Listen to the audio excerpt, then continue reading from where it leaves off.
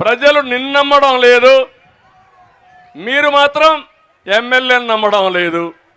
దీనికి ఏం చెప్పాలి నాకైతే అర్థం కావడంలా. రాష్ట్రం మొత్తం ఒకటే అంటున్నారు, ఆంధ్రప్రదేశ్ హేట్స్ జగన్, సైకో పోవాలి. ఇది నా నినాదం కాదు, ప్రజల నినాదం. అవునా కాదా అని మిమ్మల్ని అడుగుతున్నా. ఇప్పుడే ఈ మార్గం ఉన్నారంటే రేపు ఎన్నికల నోటిఫికేషన్ వస్తే వైఎస్ఆర్ కాంగ్రెస్ నాయకులు ఇంట్లో నుంచి బయట కూడా రాలేరు.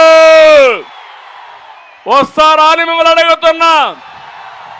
ఊర్లు ఒకటి అవుతాయా లేదా అని మిమ్మల్ని అడుగుతున్నా. కావాలా లేదా అని మిమ్మల్ని అడుగుతున్నా. ఇప్పుడు కొత్త పాలసీ తెచ్చాడు తమ్ముడు ఈయన. ఈ ఊర్లో చెత్త, ఆ చెత్త ఏం చేస్తున్నాడు, వేరే నియోజకవర్గాల్లో మార్చేస్తున్నాడు. ఎప్పుడన్నా విన్నారా మీరు ఇది? ఎమ్మెల్యేల ట్రాన్స్ఫర్లు ఉన్నాయా? ఎప్పుడన్నా స్వాతంత్రం వచ్చినప్పటి నుంచి మీరు చూశారు, అవునా కాదా?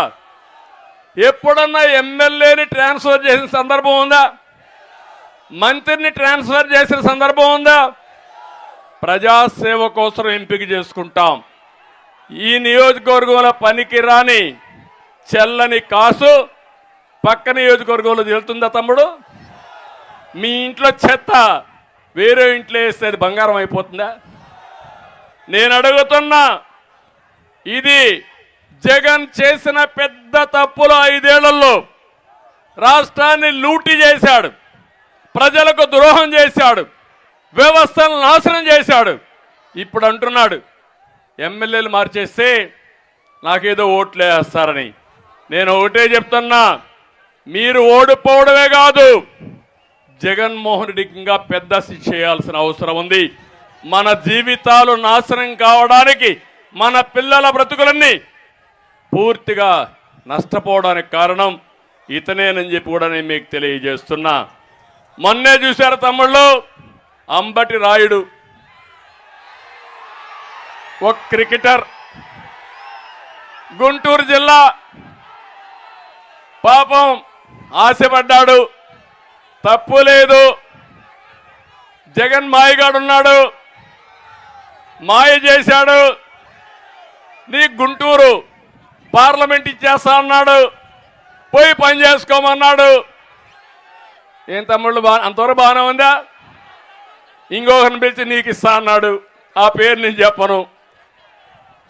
దాంతో ఇతనికి అర్థమైపోయింది, దాంతో ఆయన నైజం అర్థం చేసుకున్నాడు. వచ్చే ఎన్నికల్లో వైసీపీ క్లీన్ బౌల్డ్ అని అనుకొని అక్కడి నుంచి ఫీల్డ్ లేక్ ఎంటర్ కాక మునిపే పారిపోయాడు, అవునా కాదా?